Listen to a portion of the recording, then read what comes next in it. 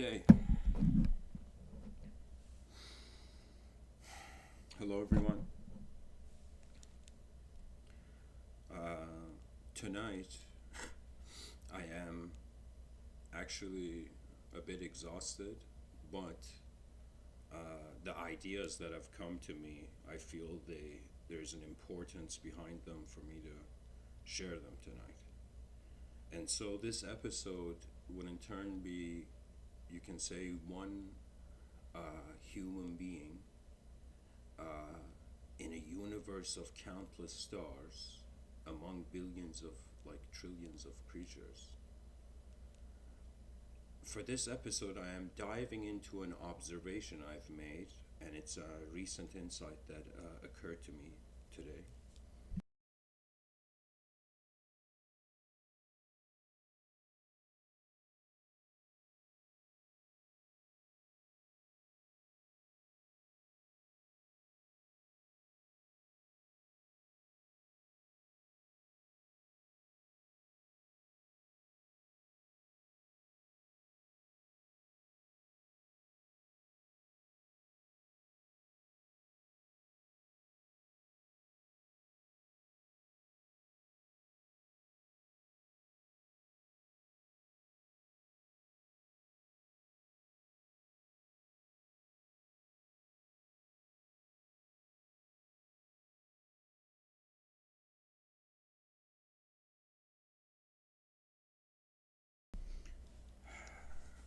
Excuse me, there's some technical difficulties from my end. Anyways, to continue, this whole episode is me journeying into this observation I've made. And I've put the observation into words and pretty much think of this episode as Mr. Within trying to unravel a sentence, you know. And this is the sentence. I've written it in the description as well.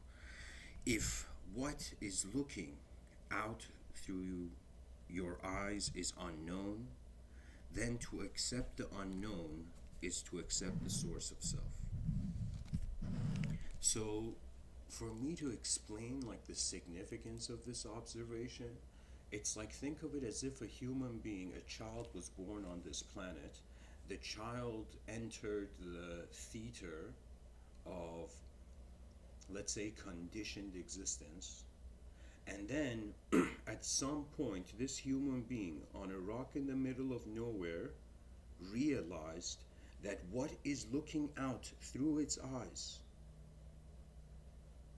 is unknown. You see, we have the term consciousness, and there is a distinction between the term consciousness and awareness. Consciousness is conditional, awareness is unconditional.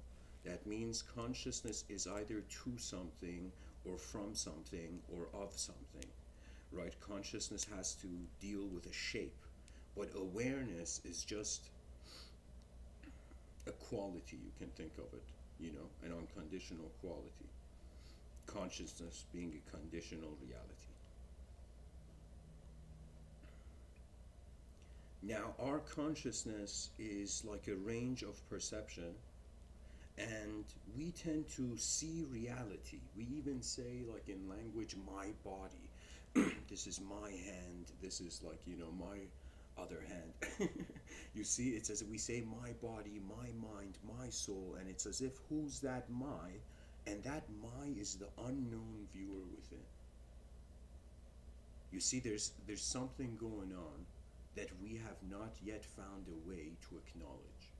So think of it as if, like, in the same way an alien would land on Earth and human beings would be, our species would be like, yo, whoa, what is this? Yeah, what is this alien? So in the same way, we are like an alien that has noticed itself.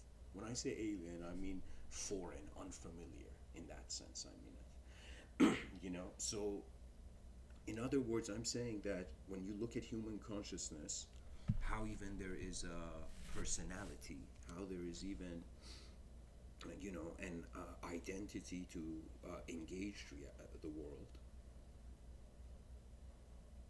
Pretty much our body appears, and I think this is common for most human beings, that our body appears in our mind. And even though through a secular scientific approach, we're like, okay, mind is like being projected out of the brain. So brain is like the film projector of mind, and mind is where the personality is happening. So it's as if matter is hallucinating in an instant what else it is to itself. You see something about evolution that I feel many scholars don't point out, that it was not just an object evolving, it was an object evolving to a subject. You see, there's a mystery of our intelligence. I don't know how, this might be a strange thing to say, but I don't know how the whole species is not giving like 10,000 talks on this mystery. Do you know, for me, it's as if like we are being something we don't fully understand. And the whole species doesn't fully understand because there's limitations in our communication. You know, I would say it's like, let's say an advanced civilization would have 50% of its members taking care of past incidents and 50% of its members taking care of its future. Do you know? Now imagine, I shouldn't say imagine, now the way we're living, it's as if 90% of the species is just being defined out of its past.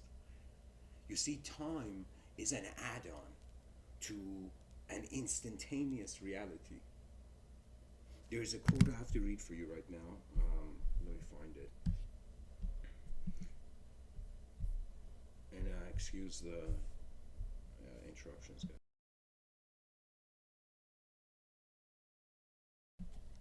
Okay, let me see. There's this quote by Lao Tzu from the Tao Te Ching, and it's such an incredible quote that relates to what I'm saying right now that I think I should read it.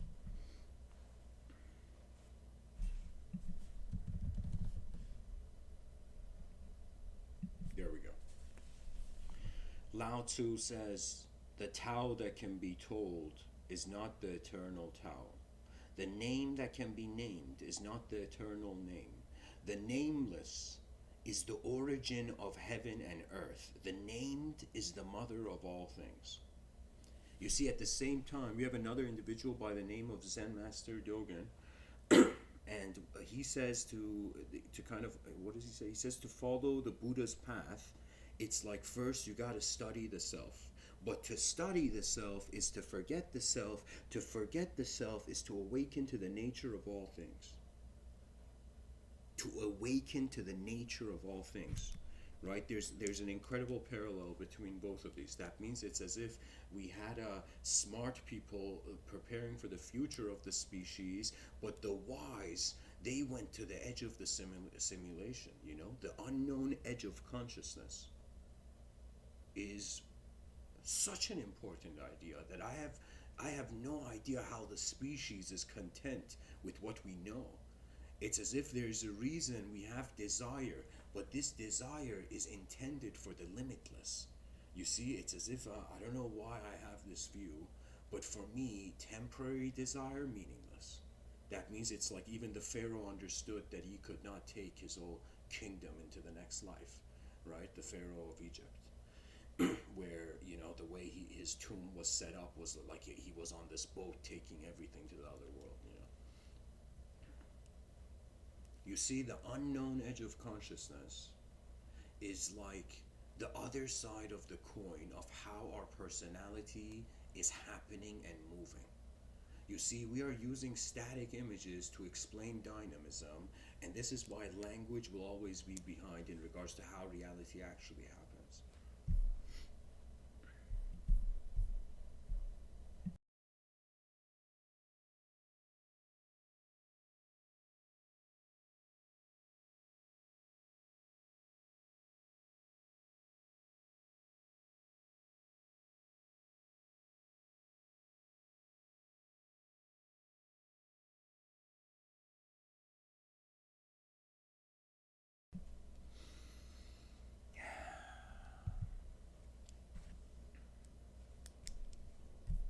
When in the Tao Te Ching, I'll go through this right now. It says the Tao that can be told is not the eternal Tao. Poetically exchange the word Tao for truth, as if the truth that can be told is not the eternal truth. The name that can be named is not the eternal name. The nameless Nameless is the origin of heaven and earth. The named is the mother of all things. That means human intelligence evolved to a point where it wasn't enough for it that it was just aware of its environment. It wasn't enough that we just survived. There was an initiation of an inner life. There was an evolutionary leap into a level of consciousness where memories and imagination appear to this creature as if they are in an invisible, overlaid room upon the moment. You see, it's as if your body is in one room, but your mind is in two rooms, but you can't see the other room. But sometimes, let's say there's a window, and sometimes you see, I shouldn't say window, but sometimes it's as if the mind is a revolving door, okay? And sometimes the way it happens, the human intelligence takes place, is that it knows based on the its thirst for the moment, how much it wants from the moment. But when one comes to the unknown, it's as if all initiatives of the personality, when it comes to unraveling the mystery of the mind, must be released from the attachment to a self. So what that means is that we are looking for the source of self, and the source of self can go beyond the humanized range of understanding. This is why these talks that I'm giving, they're intended for mystical ears. You see, the mystic did not fear the unknown. The mystic had learned to love the unknown. You see, when to love something, it's another way of saying to deeply understand something, and in some sense understanding the value of its source in the moment. You see, to me, it's as if I see human beings, they don't care about the pavement they walk on. It's just a pavement. It doesn't have consciousness. Can you imagine streets having consciousness? You step into the street and the street's like, hey, I'm existing over here. But what I'm saying is that the inanimate is not given the same significance, that a human being is given, a combination of the animate and the inanimate. When we look at it from chemistry, of course, we're inanimate. That means it's as if, why didn't the chemist have a personality? It's because it's like, he was staring at the periodic table every day. Do you see? It's as if reality is just a sort of materialistic architecture. To me, it's like really what reality is geometry changing in space. That means it's as if some people might think, you got to read like thousands of books, but I'll tell you, all books are fingers pointing to direct experiences of the author, if it's a good book.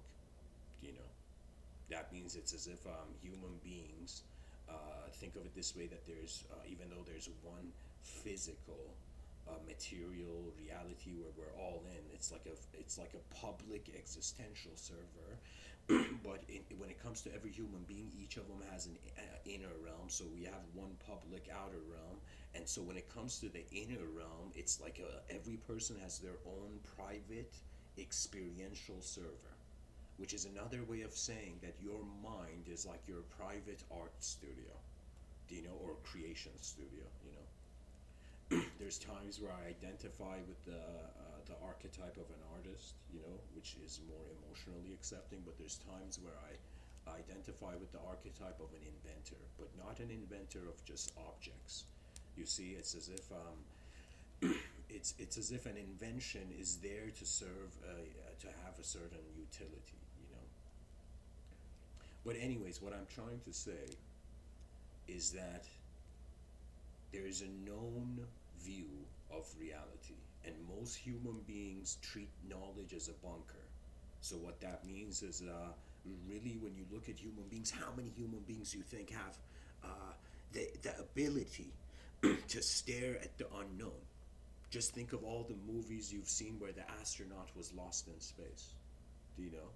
So similarly, it's as if we are this unknown viewer finding itself in a knowable reality, but it's only knowable if there is change. And here's the bizarre thing, that if we are identifying as objects, and objects are in a state of change, we are actually making normality the change. So change is normal. It's the most normal thing about our you know, let's say universe. But now if change is the normal, and if our body is found in change, right? So then the question comes, if there is the concept of a spirit, and if you're a mathematician, think of the soul as the unknown x variable to, existence, you know. So in some sense,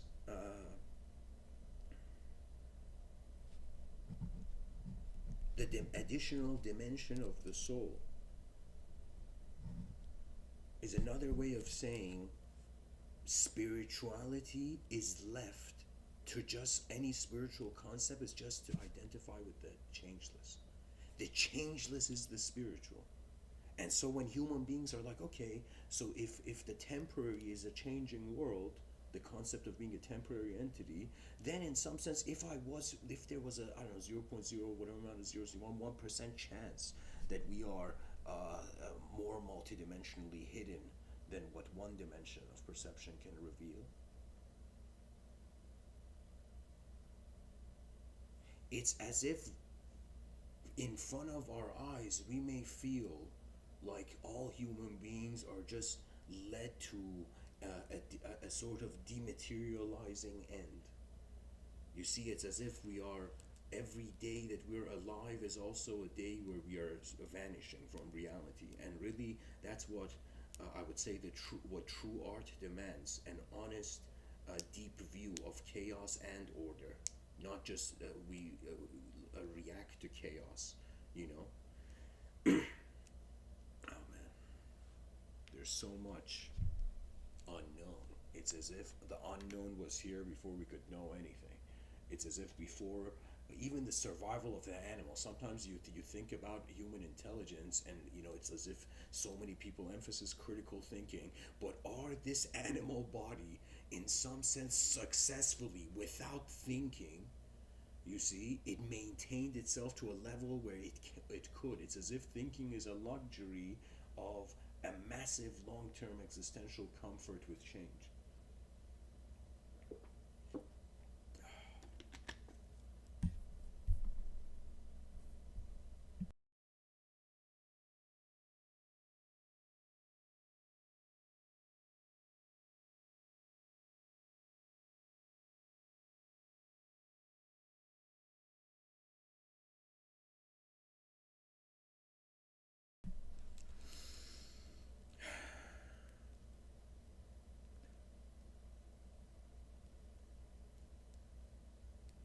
The unknown edge of consciousness is the personalities, the externally identified personalities, reverse engineering back to the earliest moment, which I would say anybody who has their goes back to their earliest memory of their own origin, it's as if you reverse engineer to a nameless state. It's as if you were a child before learning the language, you were just looking at life. As if the experiential dimension of life was there from the moment we started breathing as a child, born into reality, But the ideological stages came usually, they say, what is it, like around age 12 or 14, right? Something like that. It's a young age where the child starts noticing that it is a separate individual in reality. Now, the hilarious thing is that in India, for example, they would say the first 25 years of life, you're like being a student. The next 25 years, you're being, in some sense, a family, what was it, a family man, and then, man, pretty much there was four stages to life, okay? And the human being at the end of their life, like around the age of 75 or something, they would in some sense release their material desires and become a sannyasi, right? Which is another way of saying a personality that experienced the physical life before its death chose to see beyond its physical life. The Sufis would call it to die before you die. And it's another way of saying to understand the true presence of how your attention is being reality before there's a sort of exit point, you know. That's really the game. I mean, sure, entertainment, it's like it's important to have fun, But isn't it better to have fun at the same time as wondering about the ultimate truth of being? You see, the mind is here to not just, you see, it's very easy to be a solipsist. You know, any person can close their eyes and just feel as if their mind is the whole universe. But I am telling you, there's a reason why individual human beings have animated, and even there is the concept of destiny or a seed planted from long ago, something like that. And so it's as if human beings are here to play their part, you see. But to play your part doesn't mean just the state of play, it means participation in the realm, right? But now as one participates, they come to this realization, okay, I am unknown. That means it's as if like this unknown intelligence arrived into the world, they gave it a name, they gave it a person, a name, a sort of image, and there it forgot that it was unknown. You see, I think it is way more honest to treat ourselves as the unknown presence of some sort of intelligence rather than, putting stickers on the unknown and feeling that's it. You see, it's as if like a noun cannot Lord of the Rings style, rule them all, and the concepts cannot replace a changing system. Even though we use concepts to understand a changing realm, but so think of it this way: that a species went from the acceptance of an artificial momentary personality to a recognition at how what is the viewer within is how there has been an unconditional awareness to being. This means that even though from the beginning of your life your body has changed, your mind has been exposed to the realm and changed, and even let's say your no view, hypothesis on your own soul has changed, but there has been an in all moments of experience an instantaneous awareness to being. This is the glitch in any sort of simulation. You see, because the maintenance of an illusion is in its endurance.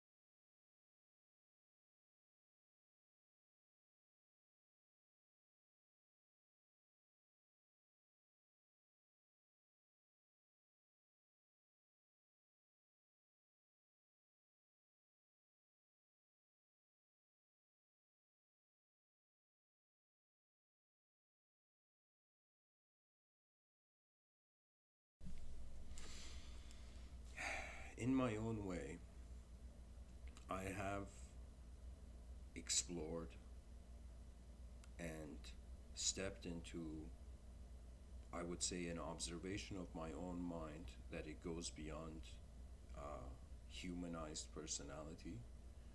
Uh, and it took me a while in searching for, through the content of my mind, into suddenly finding that every moment of my life is mirroring an initial attitude to it.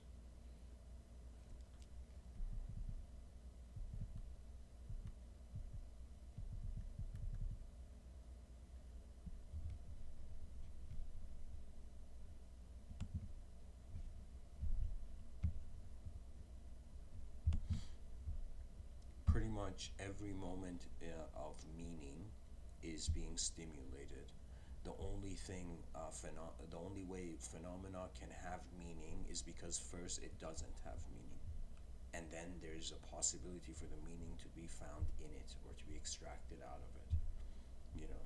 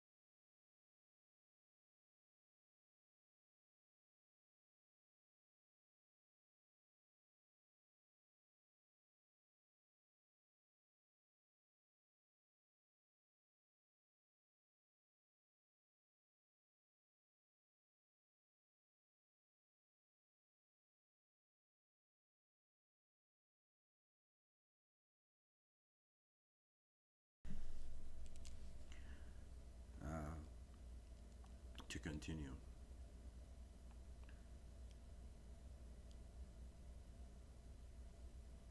Being established in your changeless presence and following the unknown variables of your moment, it leads to just an honest witnessing where you notice that thoughts and objects are in your view, they are not the viewer. The nature of the mind is not stuff. And if stuff are being received because there's a mind there, for the human being, reality is also mind. It's as if there needs to be a light in the dark room of the cosmos. You know, that light illuminates and then there's meaning to be accepted. So, pretty much, our knowledge is like a lantern in the void.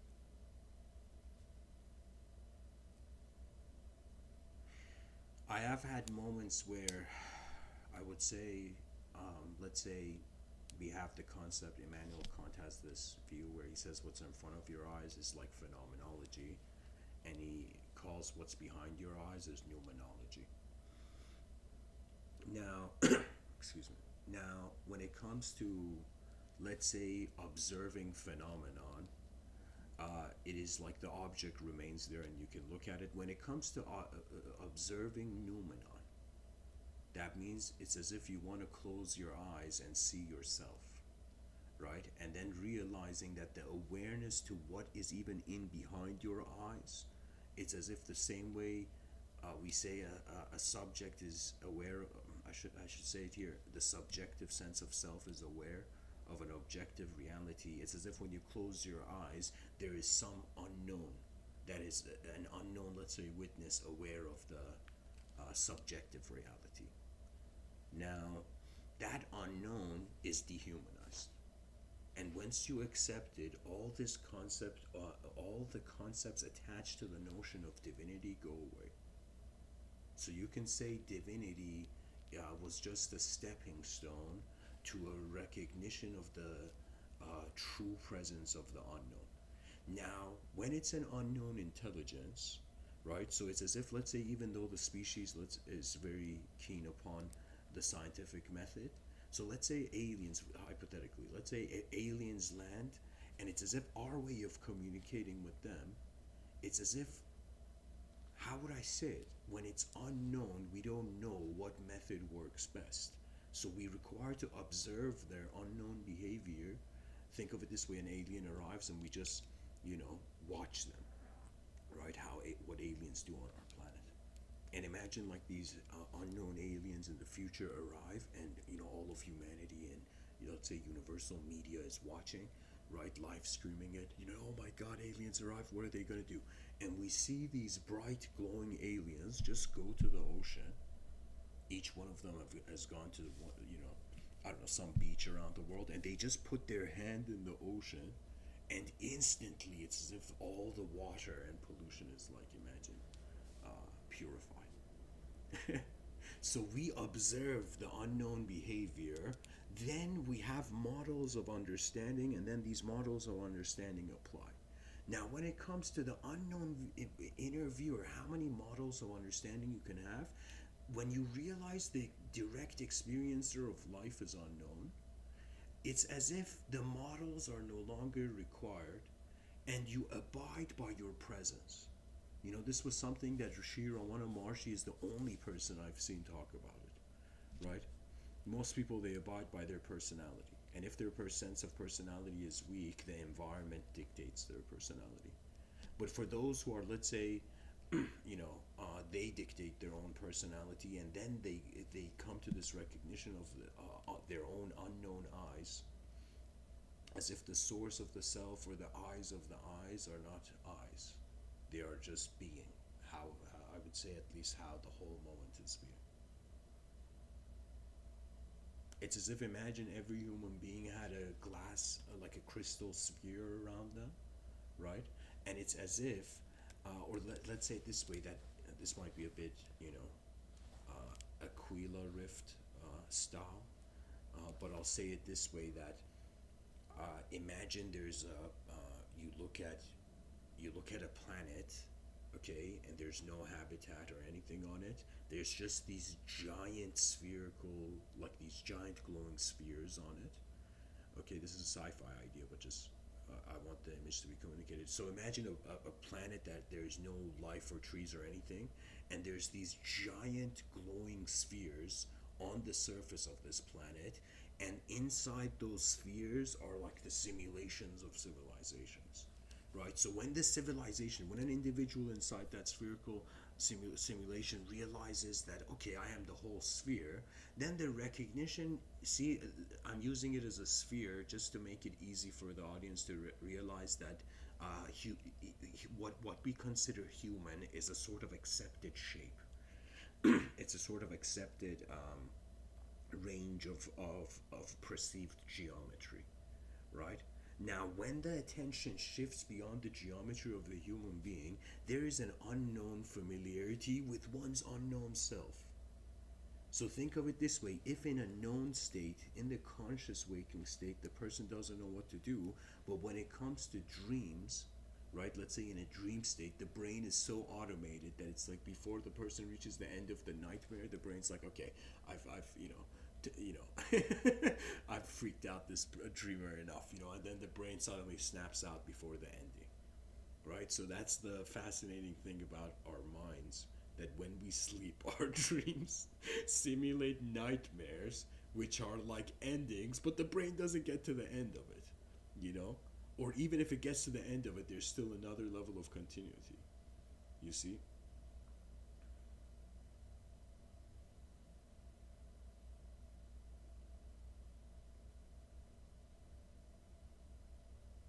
So, dear listeners, you tell me, is it better for 8 billion creatures on a rock to just try to find one known ideology for all of them accept? Is it better for a species to be cloned by a singular knowledge or singular ideological system?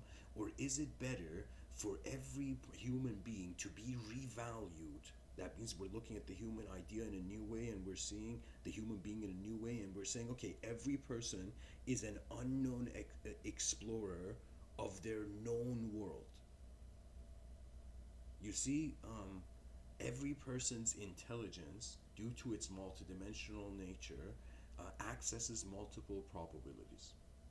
What does that mean? That means we are not designed to live through one view. And so, the unknown, to accept the unknown, and to, accepting the unknown source of self,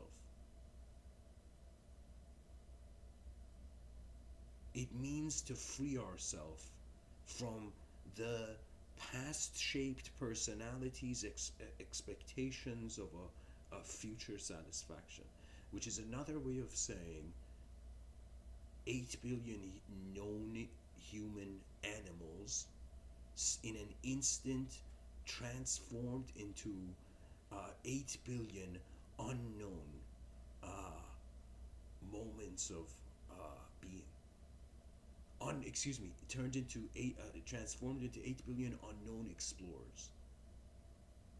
That means exploration is not just in the outer realms. It's not just like trying to get to the top of a mountain. There are mountains and skies behind your eyes, which is another way of saying how complex your intelligence goes and how simple it is. I think every human being should try this, right? That means, okay, sure, have an idea of meditation, which is just sitting and observing your intelligence, but also have this view that it's as if you're a human being trying to use your free will to see how your mind can fathom its most complex, its greatest complexity, and how it can fathom its greatest simplicity. In the greatest simplicity, it's dehumanized. In the greatest complexity, it's dehumanized, which is another way of saying the human idea is like a balancing act between the absolute known and absolute unknown. In its absolute known, because the universe is endless, it's infinity. So that means materialists worship infinity, you see. And in some sense, you can say immaterialists worship the void. And when I say worship the void, I'm not talking about nihilism. Nihilism is like just putting a box on your head, or like those, what was it like? I forget, like those. I don't remember the company, but it's like those Bugs Bunny shows where it's like the ostrich just puts its head in the dirt, you know.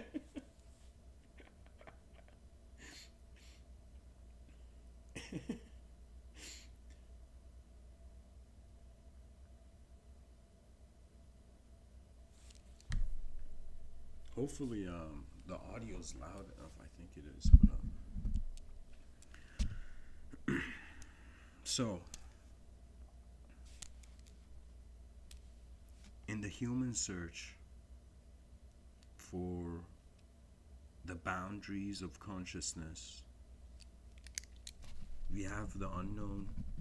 Another term I could use is unknown observer, and then the known observed.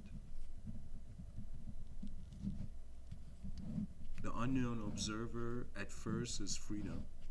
That means any person who gets a glimpse of their unknown presence,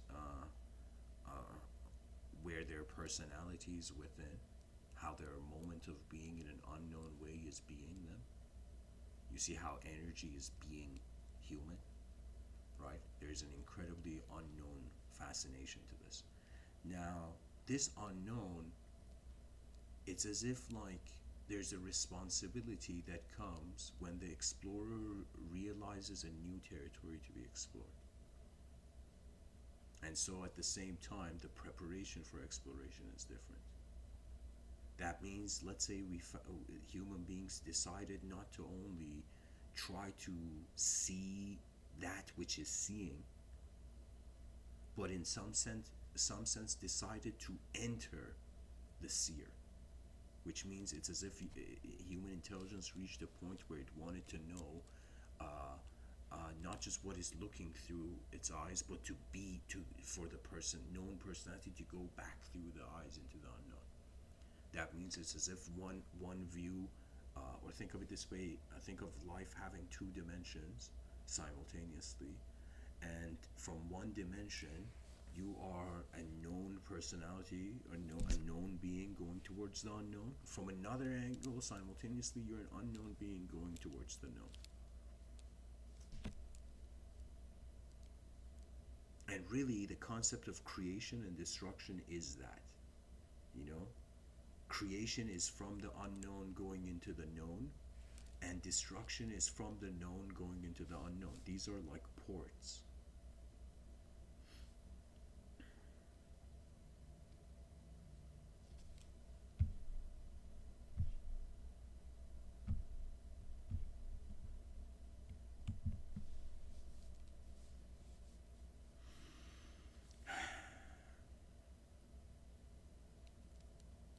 Now, what can happen?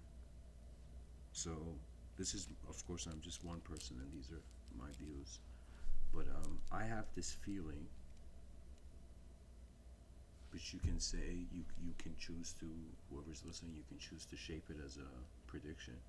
But what it is that I feel maybe in a time span of 100, 200 years, how human beings will be experiencing culture will get bored of a singular humanity, of a singular human idea, and the multidimensional would breach into the singular, which is another way of saying the desire of a singular objective evolutionary animal no longer is upon a singular subjective self, and so it's going to reach a point where our minds are going to become awakened to a multidimensionality, and the moment we're comfortable with that multidimensionality, our bodies will open up to multidimensionality, which is another way of saying you right now have one biological body and let's say one, you know, presence of an unknown mind.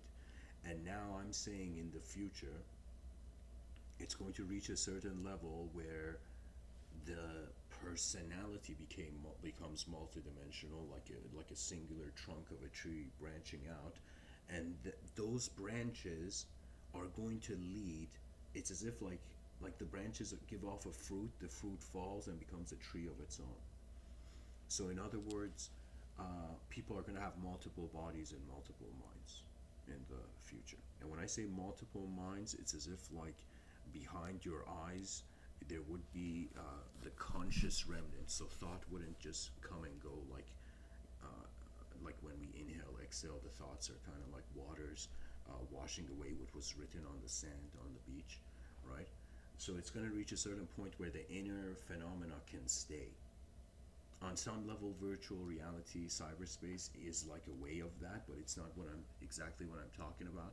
That means it's as if a person in the future would close their eyes and it would be just an access to like a drone going into any part of just this conscious, let's say, like a memory palace will be real in the future. In, you know. Now, what does this mean? This means the satisfaction of individualism has a threshold. Now, before in previous talks in Civilization 2.0, predicted that in 3,600 years from now, and you might think this is ridiculous, but this is how my mind moved. That in 3,600 years, we will be at a point where humanity will get bored of overpopulating the whole universal sector. You see, this might be kind of bizarre, but you know how you go to a restaurant and you order a meal, and after the meal you exit that restaurant, right? And it's kind of like our attention is consuming experience, right? And or maybe another thing I could say, it's like a workstation that the unknown viewer within or the whole universe decided to individualize so that it could have a body. So it's like it's like an invisible field wanting to have a visible position. So much of philosophical thinking, of course, is about understanding dualities and their symmetries. Asymmetries and symmetries.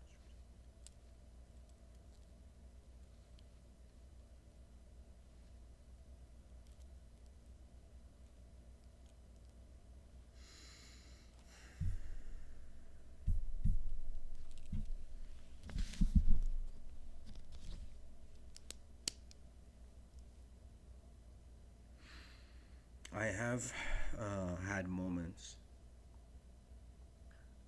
where I got established into my unknown presence and I just felt I was being the whole moment regardless of whatever was happening.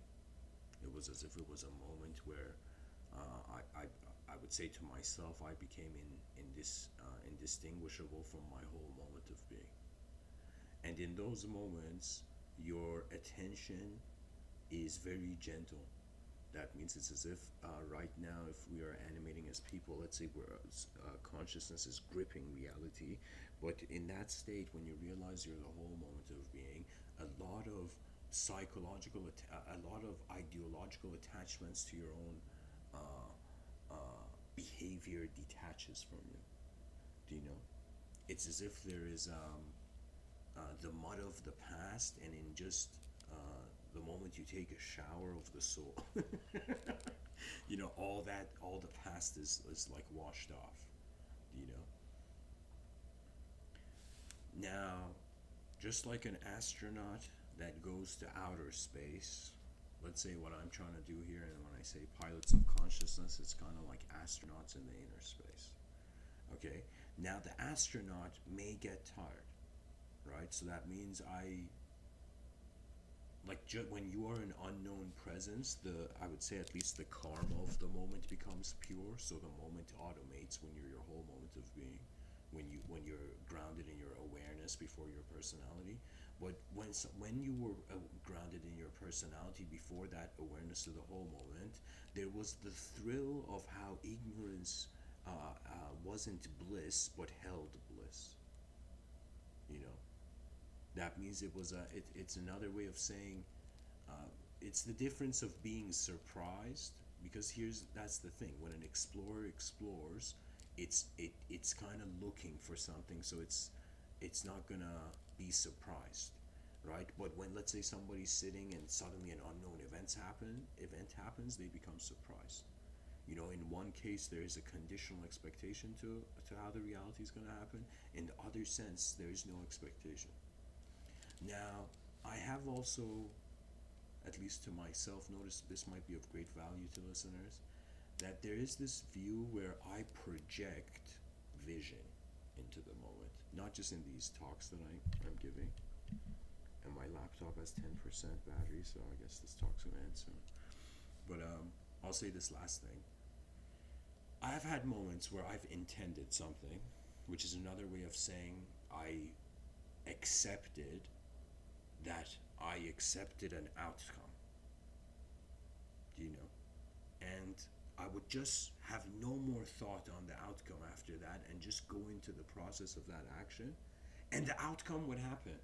Not because my mind did something about it, because it, just like a pilot or when you drive, you know where you're going and then you put your foot on the gas pedal.